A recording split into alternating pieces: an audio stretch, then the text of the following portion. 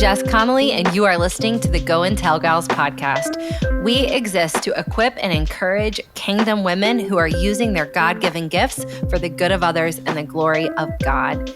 If you are a mom, a student, an artist, a doctor, we are hoping that this episode will leave you encouraged and ready to run. We're so glad you're here. Let's go. Hello, friends. It's Jess here, and I have got my best friend, my pastor, my buddy, and one of my favorite podcast partners. Hey, Nick. Thanks for joining the podcast. Wow, what an intro. It's so good to be here. I feel like something kind of magical happens when you and I sit at this table and put a mic in front of us, and we're actually at our kitchen table. We're not in the Go and Tell Gals office. So if you hear our dog slightly like moving in the background, that's what you hear. But I feel like something kind of sacred has happened a few times in our life when we've hit record and just started talking. And to be clear for everyone listening, you know a little bit where we're going today, but you said you don't want to see the fine-tuned detail notes. I love a good surprise. Okay, let's go. A good podcast surprise. Podcast, or what would you call that? Like a pop quiz? Like a pop podcast? Pop. Okay, I like it. Well, you may or may not have noticed. I mean, Nick, you may or may not have noticed, and dear friend listening, you may or may not have noticed, but this fall, we've actually been posing all of our podcast episodes as questions. So we're trying to think about questions that you are asking, questions that we're also asking, and we're just trying to provide hopefully some answers, some perspective, but also just kind of sit with you in the question. So have you noticed that about the podcast, Nicholas? I do know that you've been real big on the questions in the podcast and the PDF. Yes, we have been creating quite a few PDFs as well, in Jesus' name. So today's question is mission going to ruin my marriage? Is mission going to ruin my marriage? This may be a question that women don't Google, let's be honest. I don't think they're really like brave enough to Google that. It is the question they're asking. That's a good question, though. It's the question a lot of women are asking before they step into what God has for them. It's the question many, many women, present company included, are asking in the midst of using their God-given gifts. And I think that it will really just serve people to kind of air out what that's looked like for us. Okay. Do you want to give like a quick word on like what's your gut reaction to that answer? I mean, what's your gut reaction to that question? Yeah. My answer would be that I believe that mission will make your marriage. Oh. I think that it is the process by which marriage gets better. Yeah. And so obviously anytime anything is going to get better in your life, it's probably going to get harder at first. Yeah. And anytime God's going to do something fruitful in your life, there's obviously a pruning. Yeah. And anytime God is forming something in our lives, there's obviously a time of storming. And so I think, in my opinion, mission makes the marriage. And I actually think mission makes the marriage better. I just think it takes a lot to get there. Something that we've been talking about as a faith community is the idea of resistance and persistent resistance. And so what happens in life is I think anytime we encounter resistance, we think we're going in the wrong direction.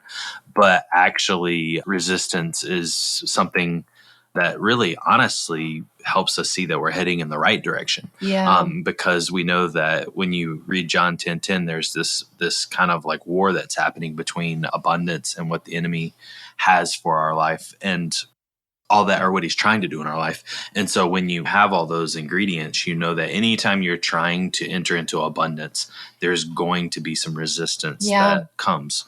And so the same is true with marriage, is anytime you're entering into what could be healthy for your marriage, you're obviously going to have resistance. Yeah. Okay, you just used the phrase storming. Yes, and I that's what I was thinking about. Yeah. You just pulled up. Yeah, so I pulled up, if you've never heard this, I don't know, the phases of team development is what it's called. We first heard this probably 10 years ago, 12 years ago. Yeah, and I have no idea where it came from. But I learned it at an Influence Network meeting one day. Do you remember when we had that leadership guy come in and we yeah. all sat on the floor of a hotel? Oh, yeah. Yeah. I remember. He told us about this. Yes, I remember him. Well, there's 4 stages of team development, and they're forming. So that would be the formation, the beginning of a team. Yep. Then there's storming, where you should actually expect conflict and that the conflict will actually be productive and helpful. And then there's norming, where you kind of regulate and fall into some healthy patterns and rhythms. And then there's performing, where you're excelling. And now, as I'm looking over the podcast notes that I created, I'm realizing maybe I should have called them forming, storming, norming, and performing. But instead, I called them high school, the rough years, the building years, and the current years. How was high school one? That's great. Oh, that's when we formed? Yeah, that's when we formed. I wish I had called them forming, storming, norming, and performing. Instead, I called them high school, the rough years, the building years, and the current years. Yeah. I think, first of all, to have this phrasing be business, I think is just not correct. I think it's actually what the description of marriage is. It is. Lots of storming. You're right. It's a great path for marriage. Yeah. For team development. I mean, if you want to be a good team, you should expect that to some degree. Okay. So, if you want to know where we're coming from, let's do a little story. And I feel like, again, this is a part of the magic that's happened when you and I hit record on a mic, is that we tell a little story. But I want to normalize for people that they're not the only ones struggling. So let me say this off the bat. I actually think the number one thing that you and I have argued about in our life is mission. Would you agree or disagree? Yeah, I think so. To some degree. Yeah, I think so. I think there's 2 things in our marriage, but I also think it's the 2 things in everyone's marriage is how do you go from, and to use our youth pastor who married us terms, how do you go from me to we? Yeah. And so anytime you're entering into a marriage, you're leaving who you are as an individual behind, and you're forming a new identity with this person. It doesn't mean that you lose all of yourself. It just means that there's something greater that's to be had in this process. And so you move from me, selfish me, into a holistic we. Yeah. And then the other piece would be mission. Yeah. But honestly, it's whatever you care about. It's like if you're married to someone and you both have high opinions, I'll call them opinions, of how you should raise a kid, you're going to storm over that. If you have high opinions about this, finances, you're going to storm over that. And so I think we all have high opinions of something in our life. And for us, it just happens to be mission. Yeah. But then, considering the whole picture, is anytime you're entering into something worthwhile for the kingdom, there's going to be resistance. That's good. But that is interesting to look at us. Like, I would say in this current season, which I would be curious where you would put us on the forming, storming, norming, performing. I would say we're at the line between norming and performing. I was thinking that norming. Yeah. I don't know what normal looks like, but I feel like we're entering into that, but also life changes so quickly that it's like, do you ever norm? But I know you do. It's you just get new normals. But I feel like you and I experience like kind of like surges of performing where it's like, oh, we were meant to do this. Like we'll have literally a day where I'm like, this is good. This is really working. Do you feel like that? Yeah. Yeah. Glimpses. Yeah. We feel glimpses of the performing, but it's still a lot of norming, but it's definitely less tense, but a little less storming. But it is interesting to note, we do not fight about kids. We do not fight about money. No. We do not fight about extended family. No. I think those are big stressors for everybody else. Yeah. And we fight about, when we fight, it tends to be about how one should handle a certain situation within the context of kingdom and church. And mission, yeah. And I would say the fight has changed. The tension has changed for the last few years. And it used to be kind of more like conceptual. What do we believe about this? Like, really that. What do we believe about mission and each other's mission? And I would say now when we fight, it's kind of almost more like protective time and energy. Like we just both feel really protective of each other's time and energy. Yes. Would you agree? Yeah. And just how to handle certain situations. How to handle it. Yeah. Okay. So let's go back. Forming. What is interesting about our story, we met in high school. And I would say when I met you, I was 2 months into a radical experience with Jesus. I loved God and I wanted to change the world, but I did not know how.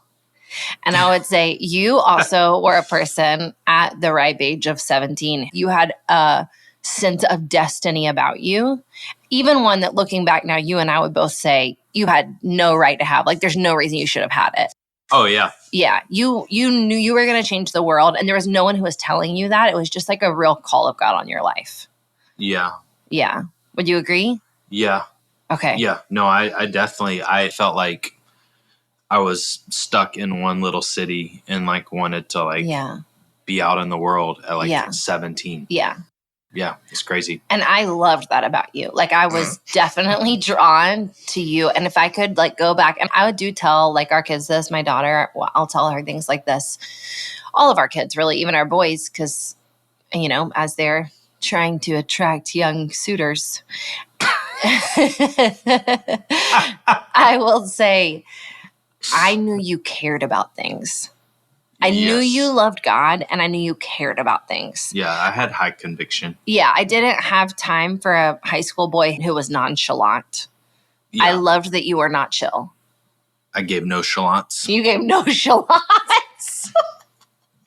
That's really funny. So I would say that served us really early on. We were dating about a year and a half when we both went on staff at a church for the first time together. Yep. Yeah. And so a lot of our early relationship, our engagement was like doing heavy ministry work. Heavy ministry work. We shouldn't have been. We should not have been doing what we were doing. We had keys to cars we shouldn't have been driving. In Jesus' name. We were both teaching the Bible at like 18, 19. Leading worship. We were given platforms in a very large local church. Yeah. Like really early on, but that seemed normal to us. I think because of the church I grew up in, it was normal. Yeah. But if you are imagining like a frivolous, playful Jess and Nick from college, we are way more playful now. We did not know how to play. Oh, yeah. And also just with my situation in college, I just didn't have time to play. Yeah, you didn't. Which I regret. I was like, I wish I would have played a little bit more. Yeah, both of us graduated early. We were in a hurry. We were in a hurry to get done with school. We were in a hurry to get married. We were in a hurry to plant a church. We actually moved to help plant a church about 7 days after we got married. Oh, yeah. I mean, man, I'm tired talking about it. I know. So we like work, do ministry stuff. We both had full-time jobs during college. We both finished college early somehow. We get married. 7 days later, we moved back to our hometown to help plant a church with 30 people that we did not know. Mm-hmm. We spent a year and a half there. I think it was longer than that. No, it wasn't, because we were 8 months. We had been married for 8 months when we got pregnant with Elias, and we moved. Oh, no, you're right. It was like 2.5 years then, maybe almost 3. Yeah, we got married. You're right. You are right. I left for Seattle in a car in 2007 and got to Seattle in 2008. Yeah. So we were there 2.5 years. It was December and end of December, and I arrived in January. And it was a long trip. So we got married, got pregnant 8 months later. You can imagine we weren't really chill about getting pregnant or having a baby. Like, we were going to read all the books. We were going to do all the things. And then also we had this really strong sense that we were very good at parenting. And so we got pregnant again 4 months later. So when our oldest was 4 months old, we got pregnant again with our daughter, Glory. All this time, we're church planting. You're kind of moving from helping churches, you're moving from worship to youth ministry to like student ministry.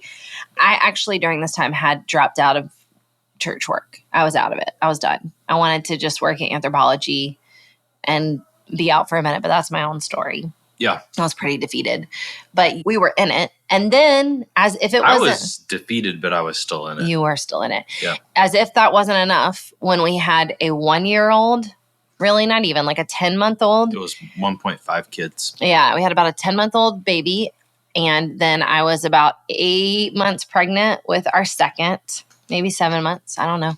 We decided to take a call to move from North Carolina to Washington to run a maternity home where we would have up to 6 pregnant teens living with us at a time.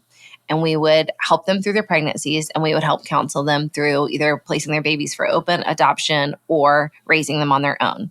And if that sounds intense, it was 100 million times more intense than it sounds. Oh, yeah. It was the most spiritual warfare I've ever experienced. Yep. It was such intense ministry in our home that we could not get away from. Yes. We lived with massively the ministry. underqualified. Yeah, they lived in our home. I mean, we had gals who had experienced horrible traumatic things. We had boyfriends showing up with drug problems on our doorstep, all kinds of crazy things. Oh, yeah. So I don't even know that we had time to storm during any of this. We were holding on for dear life. Yeah. Like, also, I don't remember fighting during any of this. Probably too tired. We were too tired and too broke. Like, we just needed each other to live and to get through the day. Yeah. We had our daughter Gloria out there. We ended up getting pregnant again very quickly with our son Benjamin while we were at the maternity home, having Benjamin there. And then we moved from there into another really intense season where we struggled with like poverty, low-key church abuse. I'm actually going to be talking about that on next week's podcast. Wow. Okay. Yeah. You're going there. We're going to go there. And a ton of really other intense issues. And I will say we still weren't storming. Well, so you glanced over an interesting moment of disagreement, which is also the irony of this podcast is, do you remember when you didn't speak to me for a week? Okay. That is an important moment. But why? What did I tell you? That you wanted to plant a church. Which would probably qualify as mission. Yeah. Well, mission ruined my marriage.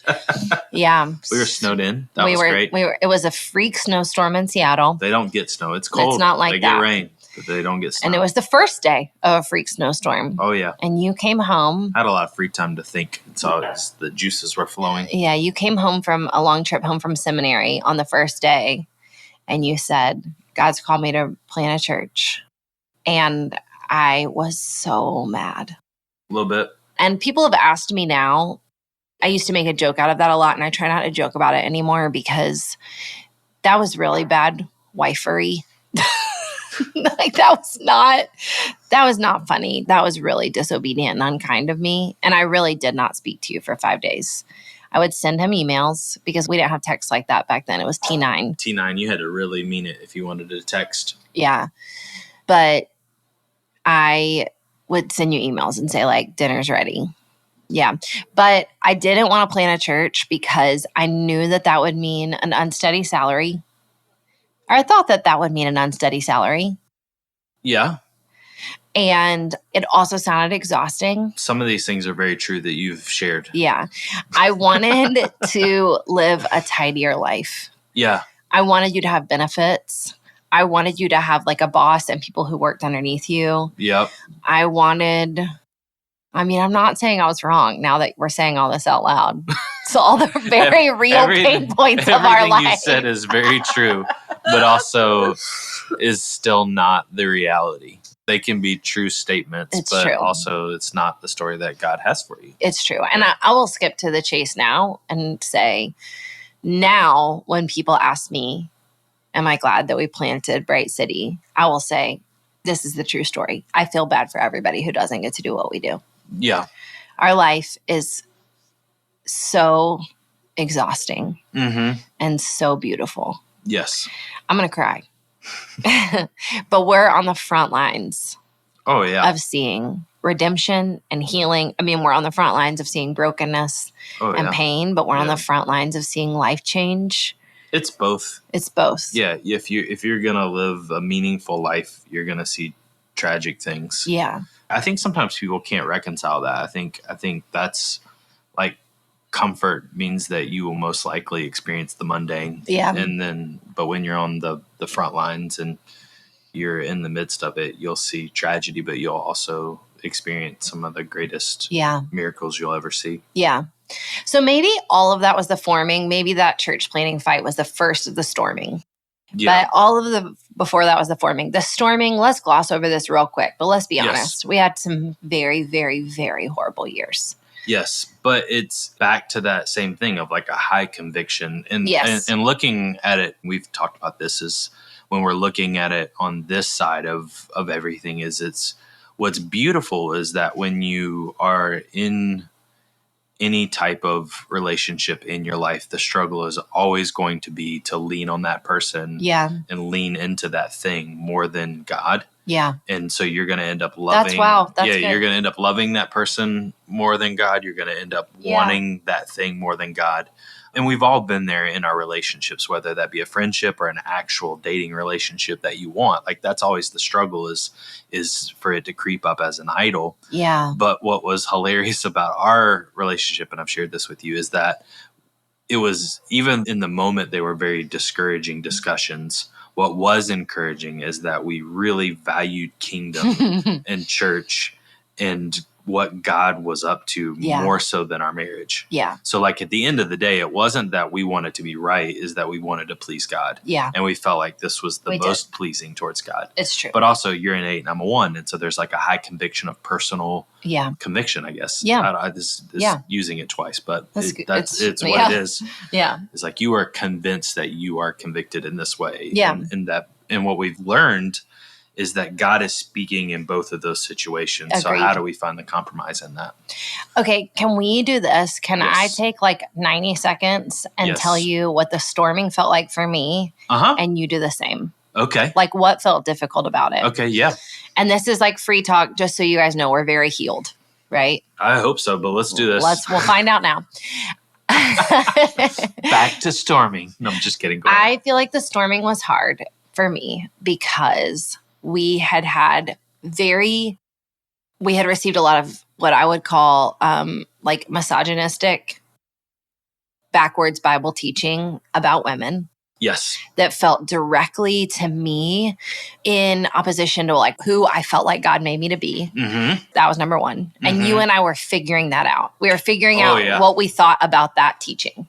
Oh, yeah. Yeah. What's hilarious is I would say, I'm sorry, I didn't want to interrupt your 90 seconds, but what's hilarious is I think what's funny about us is that, I don't know what this says, but I felt like we were struggling more so what that meant in gifting and kingdom rather than like actual roles within the house. Agreed. We were not asking the question, should Jess Connolly teach? We were fighting over, should women teach at all? But also even more so like, what are the roles within the house? And it was like, no, I don't want to talk about that. I don't care about that. Right. Let's talk about what it means. We have actually never fought one time in our entire marriage about who does the dishes. Or anything like that. Yeah. Never. Yeah. You weren't like, I just wish you'd do the dishes more. It was like, should women only do the dishes? It was like the big existential picture of that. Yes, that's definitely true for us. So we were processing that. I think what was also a lot of the storming is that we were figuring out that we really needed to do church together. I think that was maybe a surprise to both of us for a while. And then we had to figure out, I feel like you caught on to it first. Yeah. That like, this would actually be better. Because when we planted Bright City, I would have said my husband planted a church. Oh, yeah. I'm a pastor's wife and I'll volunteer. That's it. This is his deal. This is his job. But then a few years into it, I think you caught on to first, we need to do this together. Oh, I said, we either do this together or you're going to resent me. Yeah.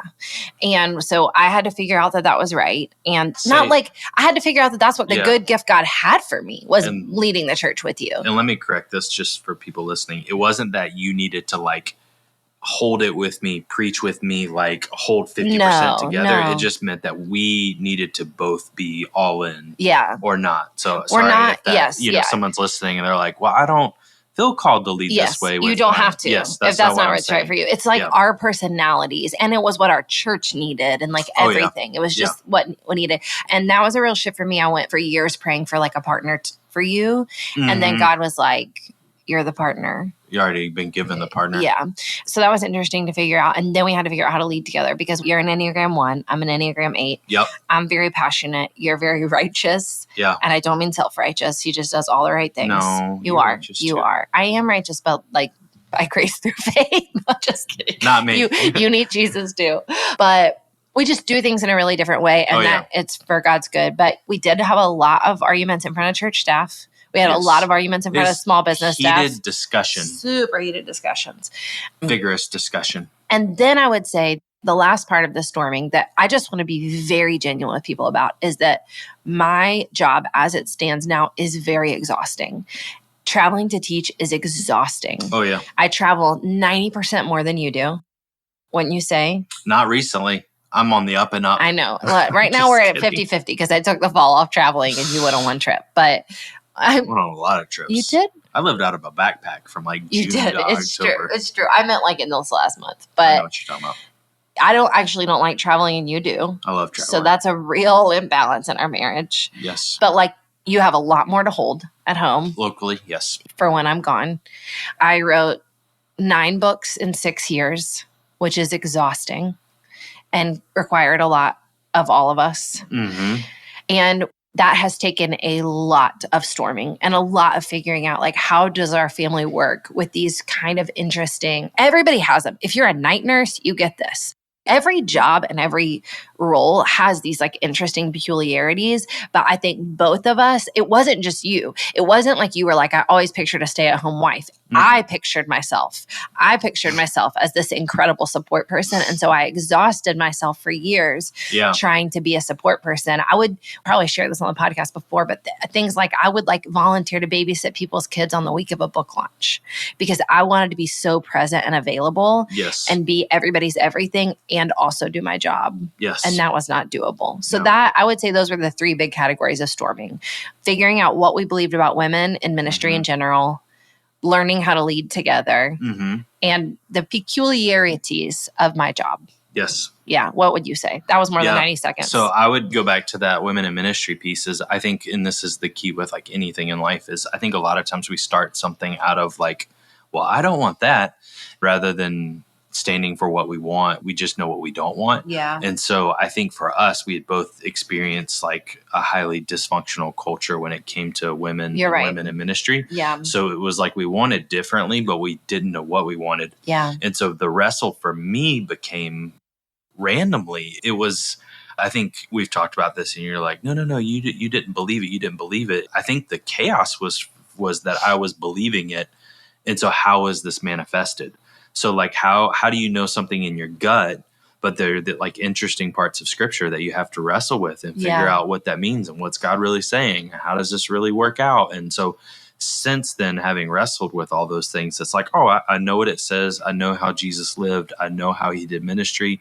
I know how he valued women. I know how he did this. I know how he did that. Yeah. And there's far more black and white than gray than there used to be. Yeah. And so for me, it was wrestling through all that. But then the big thing for me that I think is so crucial for the church as a whole, and so sorry, this is a little bit of a soapbox, is I think people are comfortable with only certain women leading.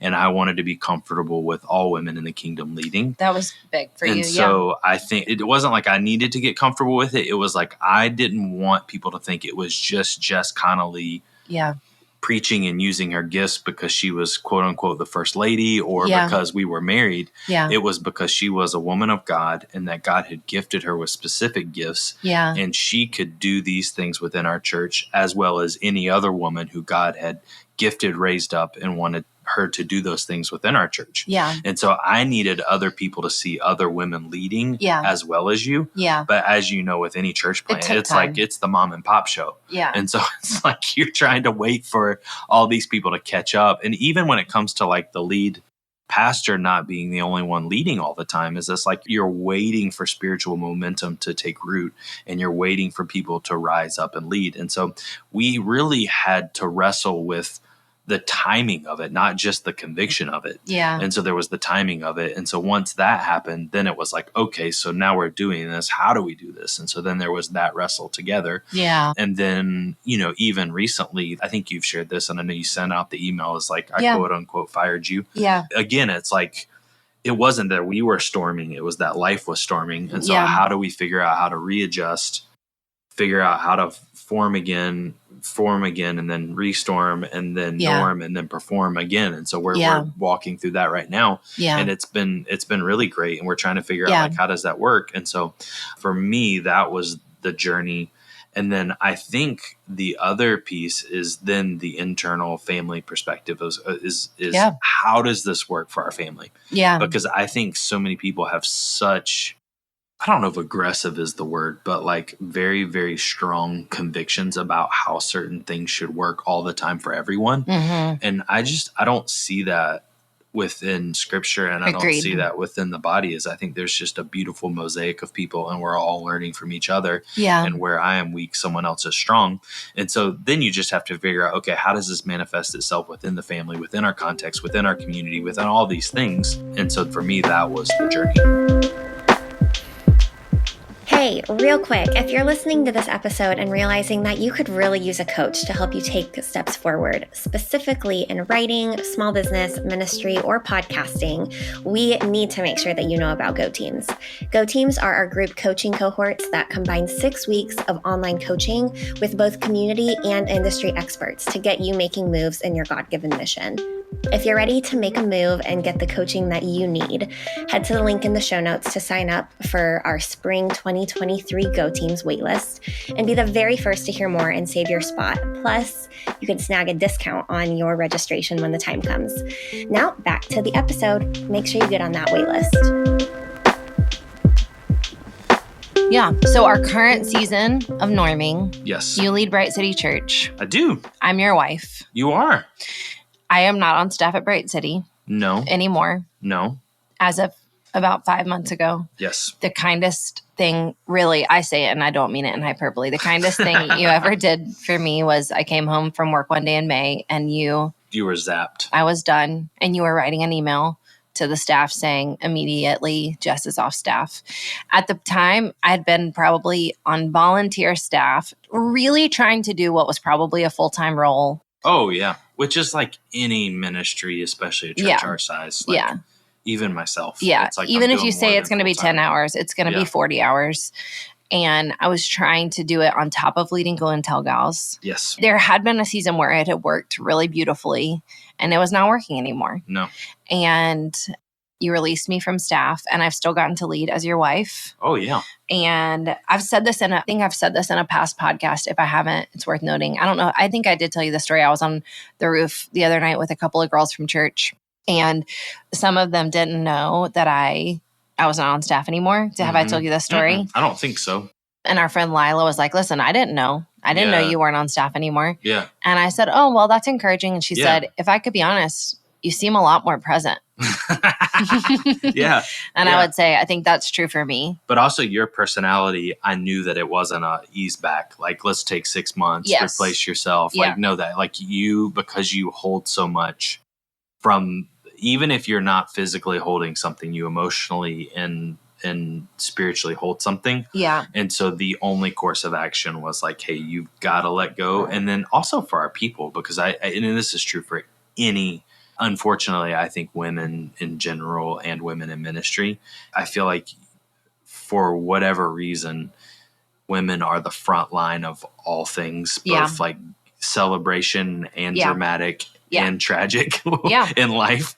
And so like if for example, if someone has something amazing in life go on, they're going to tell you before they tell me. Yeah. If someone has something hard going on in life, they're going to tell you before they tell me. Yeah. And so like that dichotomy happens also within the church, especially when it comes to like women in ministry, especially for the pastor's wife. Is like, I don't know if the pastor knows, but I just, the music's a little loud. So I mean, you are the front line and the front door for whatever reason for the pastor. And so, you know, for anyone listening, I'm sure you've experienced this. And so for me, I knew that the only way forward was for you not to be the front door or to like, hey, I know that you're stepping out of this. Right. But and so I was like, you're not to talk to her. You're not to ask her about any ministry things. If you have a question that you need to ask her, you're going to ask her. And then she's going to say, hey, you need to go talk to Nick about that. Yeah. Because I've instructed her to do that. And it's like, we just have to like free you up. And so it was a good releasing. It really was. But norming wise now, so when we talk about what our individual missions are, you are called to lead Bright City Church. Yes. Let me see if I can name your God-given mission. This is going to be really helpful because I'm hitting 40 and I feel like I have more clarity and less clarity. Let me tell you about your life. Let me coach you. I feel, number one, your number one mission is to be a son of God. Yes. So that's your number one calling. Struggling with that lately. I'm feeling that. Yeah. Yeah. Yeah. Carry on. That's another podcast. You feel really called to parent our kids in a very present way. Oh, yeah. Yeah. Probably too present. maybe. I'm not a helicopter. I'm like, No, you're not a I want helicopter. to impart encouragement and vision and strategy at all moments, at all times. And as teenagers, they don't want that. They want to do it wrong and then circle back. Yeah, circle back. You definitely feel called to be my husband. I feel like you've always been very good at separating like our romantic relationship and mission. Yes. You feel called to lead Bright City Church. I do. To lead Bright City, to plant multiple Bright Cities. Absolutely. You feel called to write, and you are finishing your first manuscript right now. I am. I am so excited. Very excited. You also feel called to small business in our city. I do. And you have bought a commercial property. We have bought a commercial property together, but you have taken definitely the brunt of that work. Well, by the brunt, nothing is happening.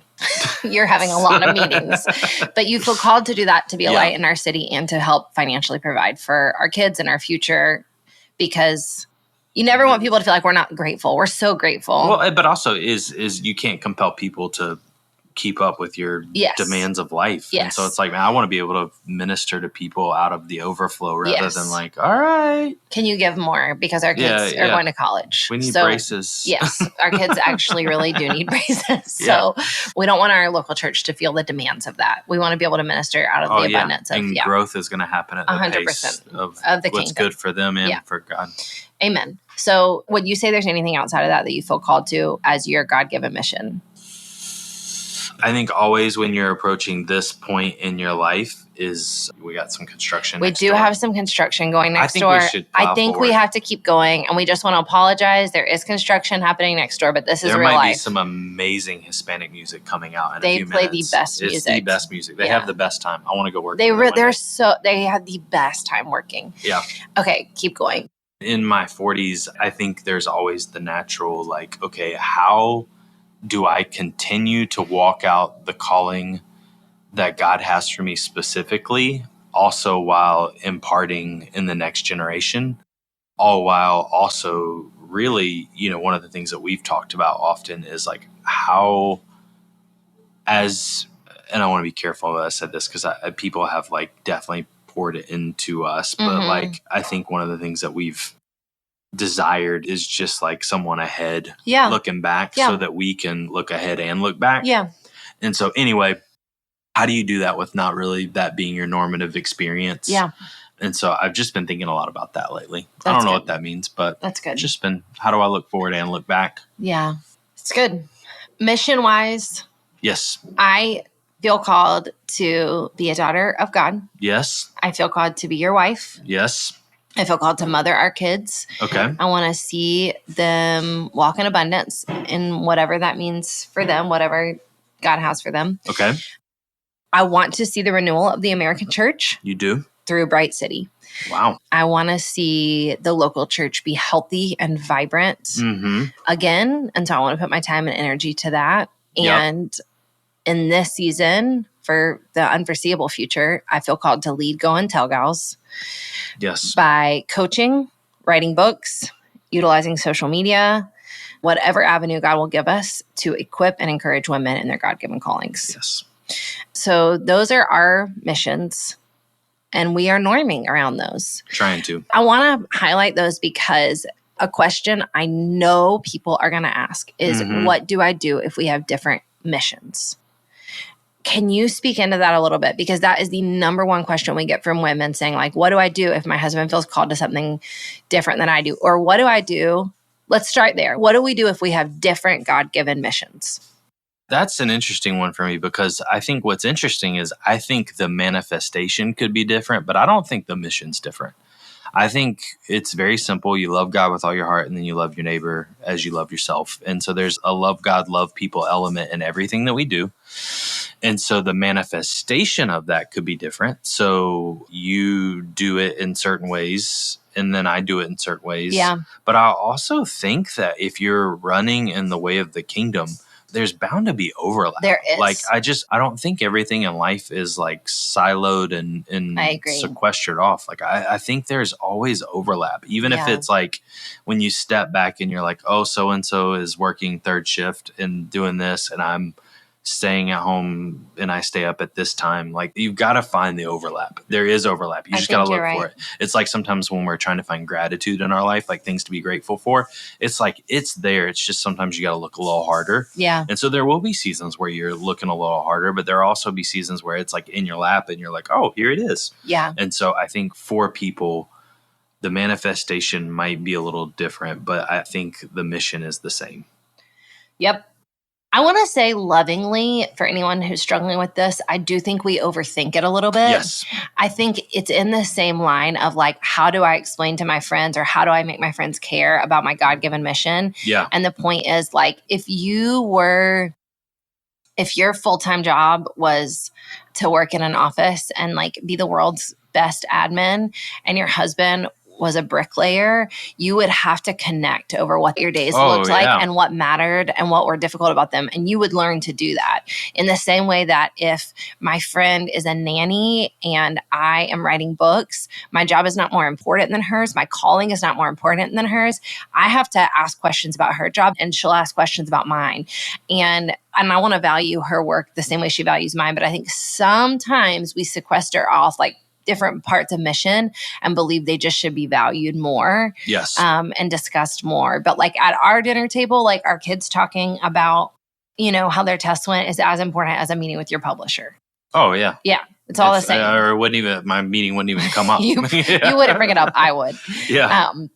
Yeah, I do think that's one. Okay, let's do the kind of underbelly of this question is, what if my husband or my spouse or my wife, that's our story at one point, but it's our story both sides, doesn't agree with or understand what I feel called to? That's a good question. I want to hear your answer first.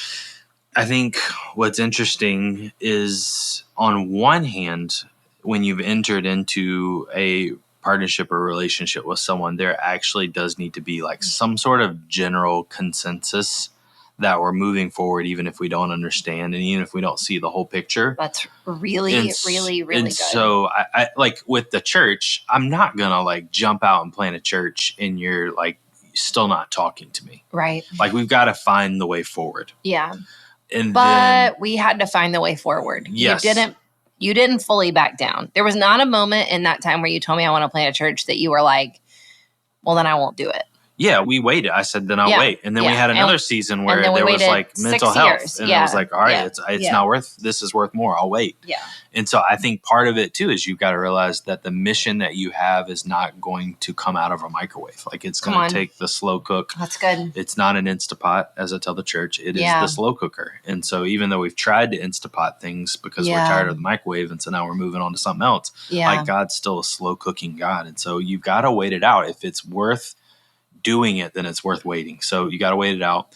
And then I think from there, because then the part is, how do you move forward if you're in it? And the one thing I would say is, and I feel like Bob Goff always does a great job of saying this, is like, his job is not to build consensus, it's to build the kingdom. Yeah. And so in the context of marriage, I want to be careful in how I say that. Yeah. Like, I think there is obviously a partnership, there is a way forward.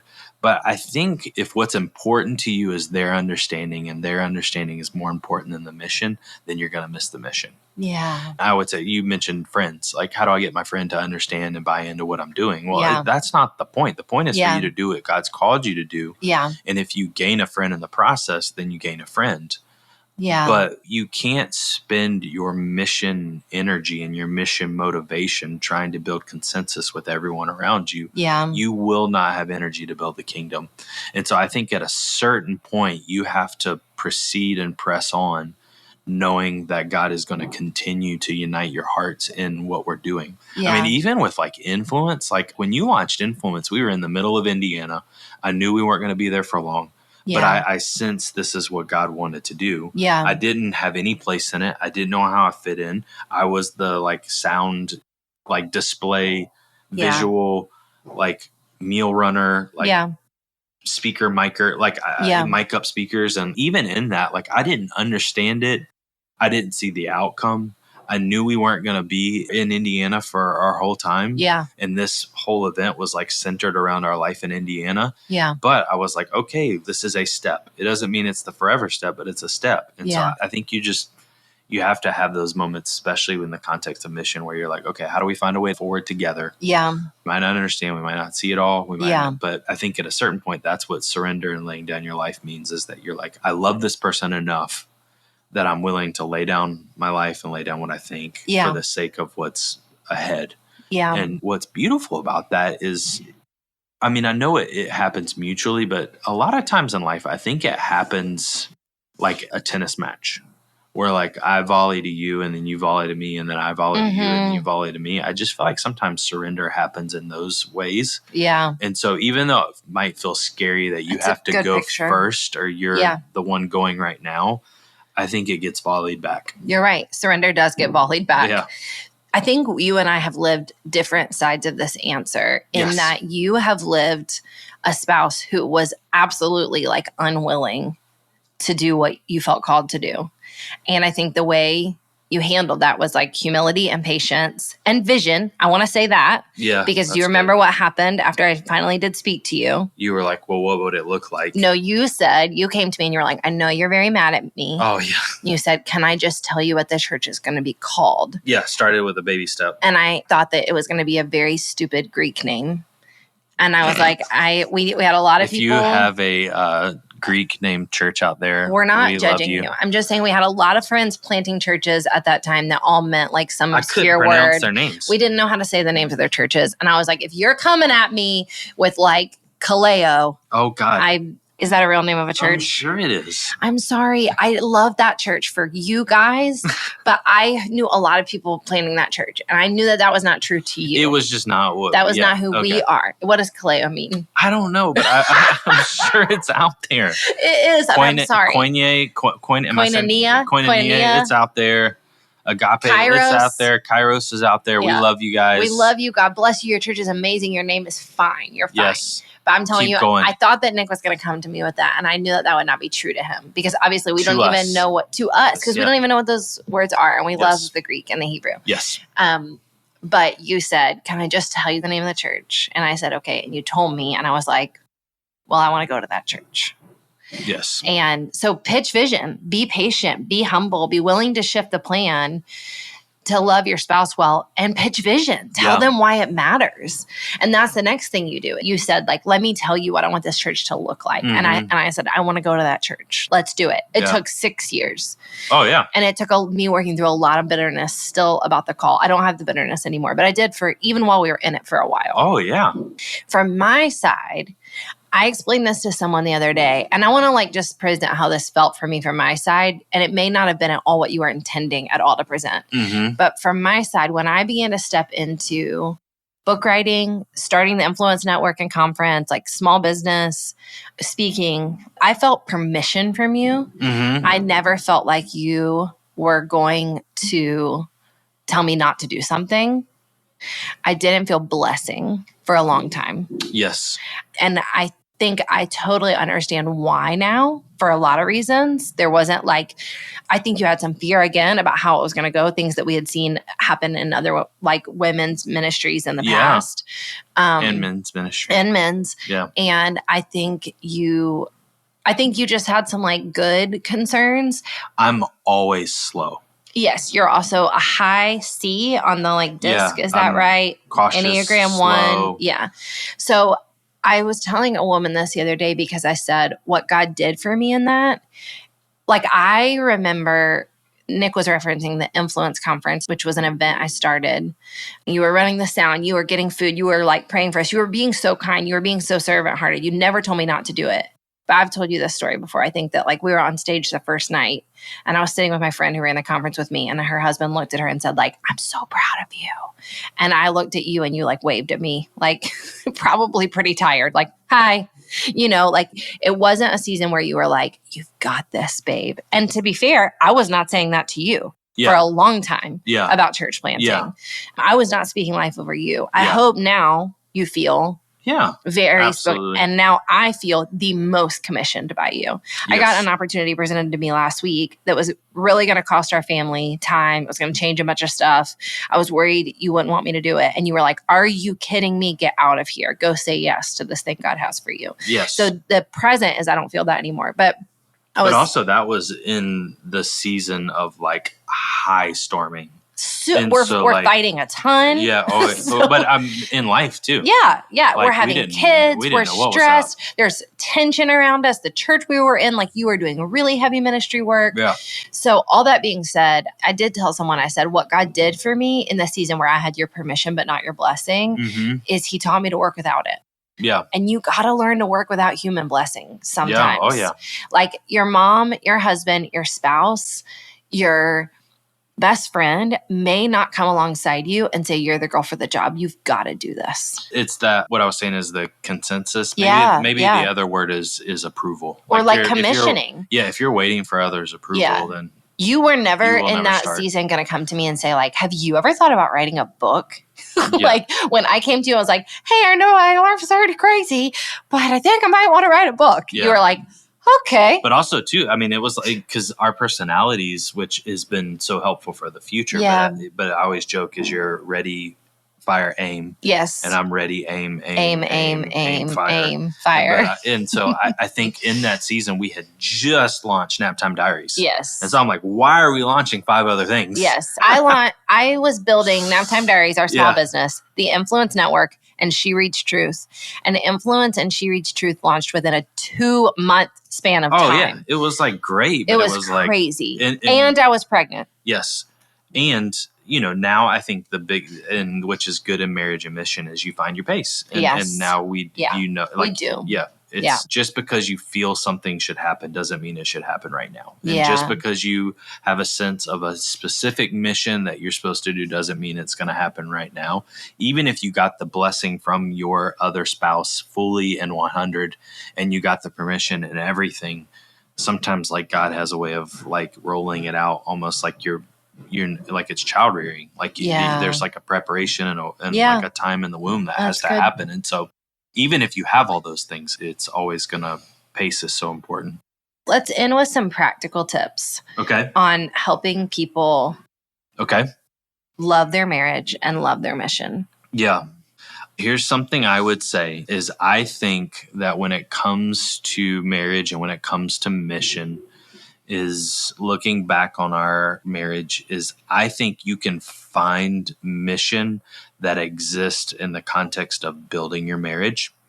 And so what I mean by that is rather than us like rushing through college and then jumping into a church plant and then like running in all these ways and then moving here, moving there and all that, like there is a simplicity to mission that involves you like becoming married, working a job and loving your neighbor that is really beautiful. Yeah. And so I think in those early years, like, I just hope you like have the permission to do that, to find simple mission with like within the context of the like first days of your marriage. That's good. And so if you are stepping into these first years of marriage, like, hey, on Instagram, it looks like everyone's starting 5 ministries at one time and everyone's doing this and everyone has their TikTok and like the Instagram and the podcast and everything's rolling. Like just give yourself permission to like be married. Like you are forming. That's good. And I just don't think that we ever like formed. Yeah. Which probably led to a lot of the storming. We didn't form outside of trauma. Yeah. Like we just didn't. I've never read this, but I've heard the like they say in the Old Testament that like people got married and they went away for a year. Yeah. Like I'm like trying to figure out how to fight for that for our kids. Yeah. And so I wish we would have done that. And so there's that tip is just don't rush mission at the cost of your marriage. Yeah. And then the other thing I would just say is I think mission in marriage is a lot like surfing, and you've got to wait for the wave. And sometimes you think you have the wave and you don't have the wave. And sometimes you see the wave and you don't ride it and you miss the wave of your life. But the beautiful thing about that is waves always come. And the plan and purpose that God has for you is you're not going to miss it. Like he's so patient with us. He's so kind. He's always going to usher us into whatever he has for us. And so I would just say, don't feel like you have to rush into it at the cost of your marriage. If you're feeling like you and your spouse are just not on the same page yet, like there's just such beauty that happens in the process of getting on the same page. And I'm even going to say this, and this might be me jumping off of cliff here, but the goal of your marriage is not necessarily the mission of whatever you do. The I goal agree. of your marriage is to become more like Jesus, and he's going to use the mission to make that happen. Yeah. And so marriage and mission are the refining parts of life, and they're the two sides of the same coin. And so just know that even though if you feel like you're not in your quote unquote mission or dream job yet, like God's still working in that so that you one day will step into whatever you have. So whether that's working on your spouse or working on the circumstances around the mission that you have in your heart, like he can do 10,000 things in 1 second of what would take us 10, 20, 30 years. And so he's always working, he's always doing, he's always moving. So just be patient. I know that's hard to hear, but just be patient. That's good. I think there's just such a beauty in marriage. And I'm speaking only from marriage perspective. I'm not saying that there's not a beauty in singleness. I'm just saying, like, from the context of marriage and mission, I just think there is such a beauty in the marriage that will only contribute to the health of your mission. Yeah. And God's doing it. That's good. I would say this is like a big picture, but you're going to have to find your own practicals in this. But I would say fight for your intimacy more than you fight for your independence. And I think a lot of us, when we're talking about like, is mission going to kill my marriage? We're trying to figure out how we can like independently get our thing done. Yeah. And we could give you all kinds of tips. Honestly, let me say this clearly. We could give you all kinds of tips on how we handle our schedule with 4 kids, all this going on. We could give you all kinds of tips about like how we have hard conversations. But all of that is made possible because we fight for intimacy. And so I would say in your marriage, make the intimacy of your marriage, the connectedness of you two, the most important thing. Like, fight for intimacy clearly in your sex life. Fight for intimacy in date nights. I feel like there's this kind of campaign going around now. Like, we don't have to do date nights. Like, we can just, sure, whatever. But like, just somehow. try. Yeah. Like, try something. Get a friend and get on babysitting each other for date nights. That's what we did in the early years. I would email 4 girlfriends and say, we need date nights. I'll watch your kids the first week. You watch mine the second week. She's going to watch hers the third week. Like, that kind of thing. Just fight for intimacy. For us, we've often shared, like, we're not like sit together and read our Bible and pray people, but we do have to pray with each other. And literally just before we hit record on this podcast, I processed like something tender with you. Always talking. Which is so vulnerable and like kind of exhausting sometimes for both of us. It's always more exhausting to open up than it is to receive what somebody else has done or wants to share with you. But you cannot be too soft with each other. Something shifted in you in the last 2 years where you became so soft with me. Like, you became this crazy soft landing place on my weakest moments. Then that's God. It is God, because, our thing used to be like, if I would cry and if I was stressed or tired, you'd be like, something's wrong with our life. We have to change it. I was formed in an emotionalist vacuum. Yeah. But now if I show emotion, you stop everything. And you're like, hold on. Yeah. Say more. Yeah. Say more about that. Yeah. What else? That is God, and it's been really helpful for me. But I hope and pray I've been able to do more of the same for you. Because even as I'm a very emotional person, I did not like you showing emotion for a long time. Yeah. But now I try to let you have a bad day. And I try to let you be discouraged. And I try to let you like share a lot of things about what you want to change or what you want to do. And like, you just aren't ever going to regret that. You're never going to regret being super soft places to land for one another. Yeah. And then, which helps with intimacy. Yeah. Which is like your first thing. Yeah. And I would just say the same with intimacy, like, have boundaries around your intimacy. Like, you just have to. And as simple as this is, like, I do feel like you have led us really well in communicating to the people in our lives that we are each other's like first and best. And especially women seem to struggle with this because like we have sisters and best friends, and you were a girlfriend. I'm a friend girl. Yeah. Yes. But even with our kids. So I feel like you've been so good at setting boundaries and saying like, no, thank you. Like, we're not going to share this, or like, hey, I'd like you to keep this private, or Like, will hey, take over your life. Yeah, they will. Or you'll say like, I noticed you told somebody else about this before you told me. Will you tell me first? Yeah. And that has served me really, really, really well. That's good. Your marriage is beautiful. Your God-given mission is beautiful. God did not give you either of them to be at war with one another. And going back to what Nick said at the beginning, will mission make your marriage? I want to just end with this story, if it's okay. Unless you have something else to share. No, it is now. It's okay because you already put it out there. I would say the turning point for us from storming to norming was our 10-year anniversary. Okay. And I'm not going to tell the other story that I tell all the time. Okay. But I do tell this one great story about marriage. We'll save that for a marriage book one day. Oh, Lord. No, we Carry won't. on. But we were on our 10-year anniversary. Actually, you know what? It wasn't our 10-year anniversary. It was our 11-year anniversary. We were in Tulum, Mexico. But also, you should just preface, because somebody's like, oh, God, I wish I could be in Tulum. We literally, the year before that was the first time we ever got away for our marriage. Literally. Our 10-year anniversary was the first anniversary trip we ever took. Yeah. So we went to Tulum on our 11th year anniversary, and we were walking around the ancient Mayan ruins. Yes. We also went, what's it called? Cave diving? Yeah. What's the word? Cenotes. We went diving in these underwater caves that were terrifying. It was your best life now. It was the worst day of my life. I'm not a very adventurous person. But I was noticing. Just in different ways. I was noticing all these couples doing really adventurous things together. And I just had this core memory of us walking around the ruins. And I said to you, I'm so glad that the most adventurous thing we do together is mission.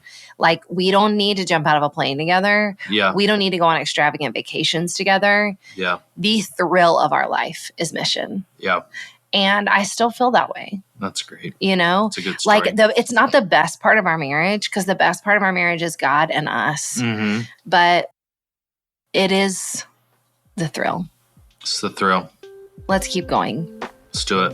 Amen. Amen. Bye. Hey, thanks for joining us on this episode of today's Go and Tell Gals podcast. If you liked it, you can leave a review. You can also tell us on social media, send us a DM. We'd love to hear from you. And don't forget to subscribe.